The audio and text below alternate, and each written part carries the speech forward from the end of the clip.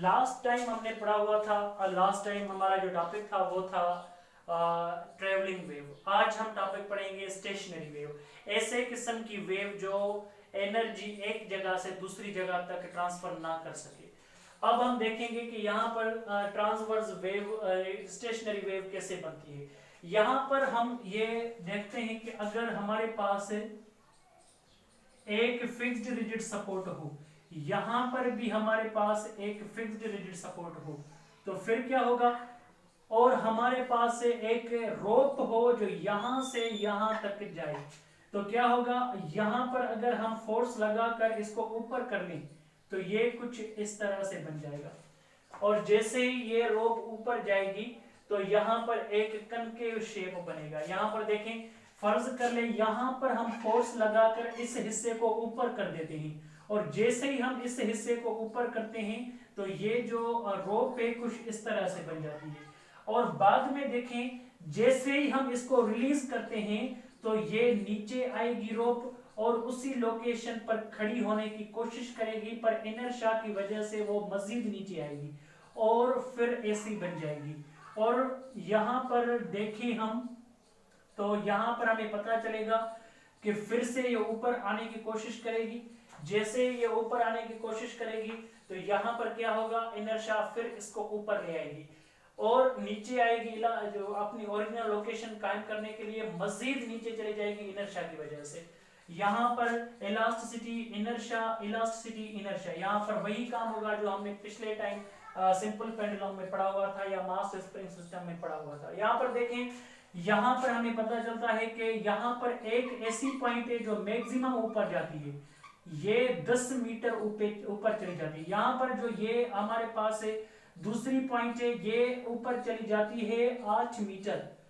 क्या इसको चांस मिलेगा कि ये 10 मीटर ऊपर चली जाए? जवाब है नहीं, क्योंकि ये पॉइंट फिक्स बनी हुई है, ये पॉइंट भी फिक्स बनी हुई है, और जब नीचे आने की बारी आएगी तो ये मजीद 8 मीटर नीचे आएगी, ये मजीद 10 मीटर नीचे आएगी। जो पॉइंट 10 मीटर ऊपर है वो 10 मीटर ही ऊपर जाएगी बार बार, और जो पॉइंट 8 मीटर या जो पॉइंट 7 मीटर ऊपर है वो बार बार 7 मीटर ही ऊपर जाएगी, और ये ऊपर नीचे वाइब्रेट करती जाएगी। पर कोई भी पॉइंट अगर 10 मीटर ऊपर है या 12 मीटर ऊपर है तो दूसरी पॉइंट को कभी चांस नहीं मिलेगा कि वो 12 मीटर चली जाए। यहाँ पर जो एनर्जी है वो कभी भी मुंतकिल होकर यहाँ पर नहीं जाएगी कि वो 10 मीटर चली जाए, यहाँ वाली एनर्जी यहाँ नहीं जाएगी। मतलब ये कि यहाँ पर हर एक पॉइंट फिक्स्ड एनर्जी पर कायम है, और यहाँ पर ये जो पॉइंट है, इस पॉइंट को आप देख सकते हैं कि ये पॉइंट ना, जो बंधी हुई पॉइंट है, ये पॉइंट 0 मीटर मुफासले पर है, यहाँ पर भी ये पॉइंट 0 मीटर मुफासले पर है। इस पॉइंट को हम कहते हैं नोज, उस पॉइंट को भी हम कहते हैं नोड, और जो पॉइंट सबसे ऊपर हो उसको हम कहते हैं एंटी नोड। ये हमारे पास एंटी नोड है, दो हमारे पास नोड और एक एंटी नोड है।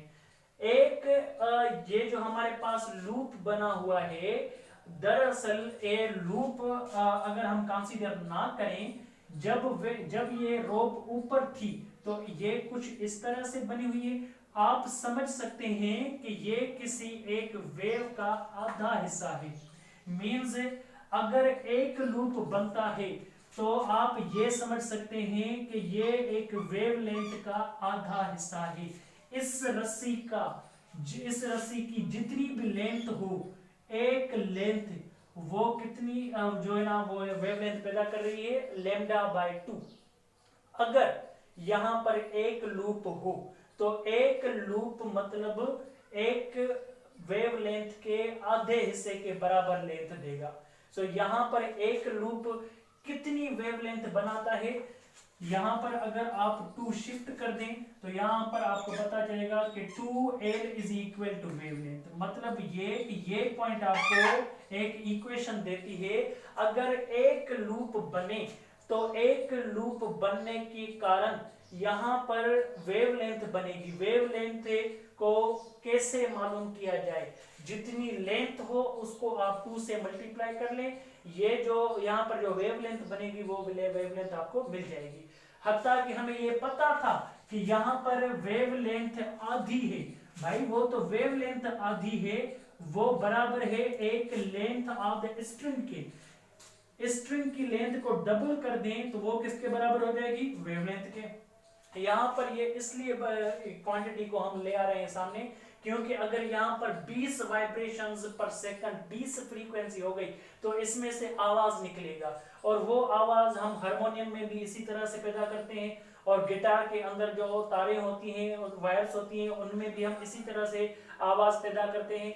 और या फिर हमारे पास कोई दूसरा कोई ऐसा इंस्ट्रूमेंट हो, पियानो वगैरह, तो पियानो के पीछे भी जो वायर्स होती हैं उनमें उनके अंदर भी जो वायर्स होती हैं इस तरह से फ्रीक्वेंसी पैदा करती है, हम इस तरह से उनसे आवाज पैदा करते हैं। यहाँ पर आगे चल के देखें, फर्ज कर लें कि पियानो के अंदर एक ऐसी स्ट्रिंग है जिस स्ट्रिंग पर दो जगह पर फोर्स लग रहा है, एक नीचे एक ऊपर। अब क्या बोलेंगे आप, अब बोलेंगे कि ये हिस्सा नीचे जाएगा और वो हिस्सा ऊपर जाएगा। सीधी सी बात है, अगर इसके नीचे आने की बारी आएगी तो वो हिस्सा ऊपर चला जाएगा। मतलब ये कि यहाँ पर दो लूप्स बने। अब यहाँ पर दो लूप्स बने हैं, सो ऐसी तार पियानो में या हारमोनियम में जिसमें दो लूप्स बने, और बीच दो लूप्स बनने की वजह से इस पॉइंट को हम कहेंगे नोड, ये दूसरा नोड, ये तीसरा नोड, तीन नोड बनेंगे। पर यहाँ पर एंटी नोड कितने बनेंगे, दो। आपको या तो ऊपर वाला क्रेस्ट एंटी नोड मानना है या नीचे वाला ट्रफ। ऐसा ना हो कि ऊपर वाला भी माने नीचे वाला भी माने, ऐसा ना होना चाहिए। यहाँ पर देखें, एक लूप लैम्डा बाय 2 वेवलेंथ देता है, दो लूप कितने देंगे, lambda by 2 multiply 2 is equal to length. Means अगर दो लूप बन जाए तो इसी फैक्टर को 2 से मल्टीप्लाई कर लें और पता चलेगा आपको कि एक लेंथ बराबर है वेवलेंथ की। अगर हम यहां पर देखें कि हारमोनियम के अंदर एक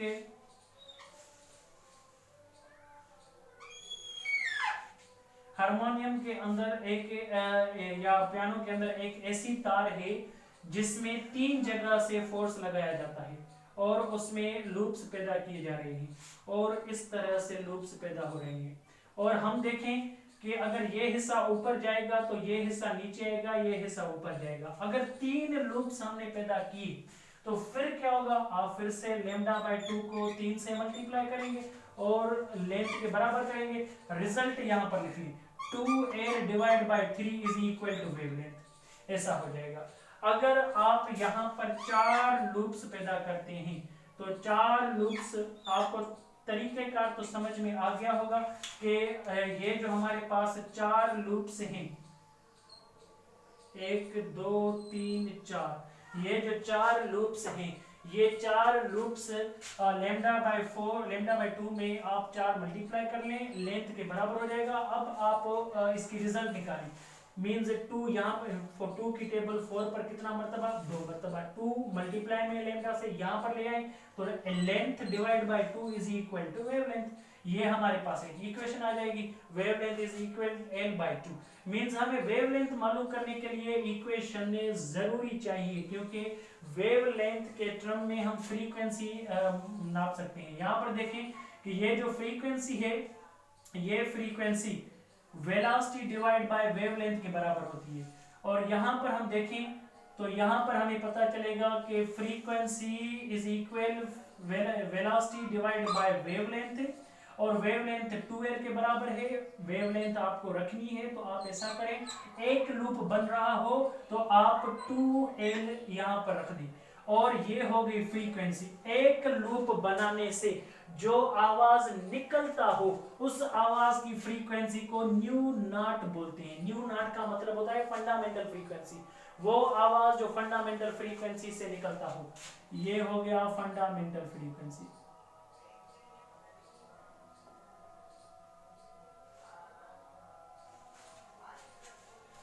अगर हम यहां पर देखें तो ये फंडामेंटल फ्रीक्वेंसी है। अगर दो लूप्स बन रहे हो तो दो लूप्स बनने की वजह से अगर हम यहाँ पर फ्रीक्वेंसी मापें, क्योंकि फ्रीक्वेंसी नापने के लिए हमें पता है कि frequency velocity divide by wavelength होता है और वेवलेंथ यहाँ पर एल के बराबर है, तो वेलोसिटी डिवाइड बाय एल।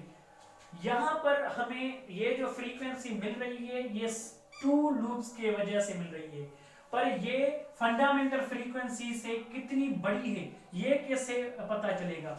हम इसको ऐसा लिख सकते हैं velocity divide by 2l plus velocity divide by 2l। हाँ, इसको तो आधा आधा कर दिया हमने। तो यहाँ पर हमने ये लिखा है कि वेलोसिटी डिवाइड बाय 2l एक फंडामेंटल फ्रीक्वेंसी की, ये भी वेलोसिटी डिवाइड बाय 2l एक फंडामेंटल फ्रीक्वेंसी की, तो ये 2 फंडामेंटल फ्रीक्वेंसी के बराबर। और इसको अगर आप ऐसे ही हल करेंगे तो ये ν3 बराबर 3 फंडामेंटल ऑफ फ्रीक्वेंसी, ν4 बराबर है 4 फंडामेंटल फ्रीक्वेंसी, ν बराबर n फंडामेंटल फ्रीक्वेंसी। ये हो गया। मतलब ये अगर आपको किसी इंस्ट्रूमेंट से हाई फ्रीक्वेंसी वाला आवाज निकालना है तो आप क्या करेंगे? लूप्स बढ़ाएं। लूप्स बढ़ाने से क्या होगा? हाई फ्रीक्वेंसी वाला आवाज बनेगा, पतले से पतला आवाज बनेगा। यहां पर एक बात आप समझ लें कि ये जो नोट्स होते हैं, ये नोट्स कितने होते हैं? यहां पर देखें, यहां पर 1 2 3 नोट्स, तो 2 लूप्स। अगर आप नोट्स से 1 माइनस कर लें तो आपको लूप्स मिल जाएंगे।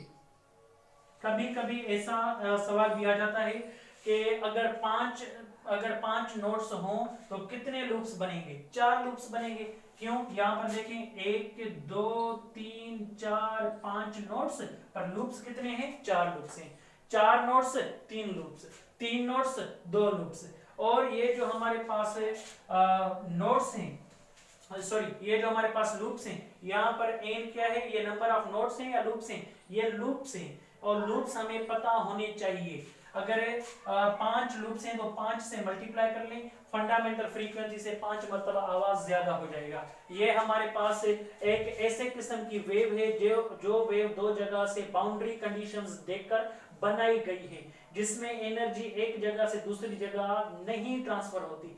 इस किस्म की वेव को हम कहते हैं स्टेशनरी वेव। और इसमें फंडामेंटल फ्रीक्वेंसी हमेशा बराबर होती है, फंडामेंटल फ्रीक्वेंसी हमेशा बराबर होती है v/2l।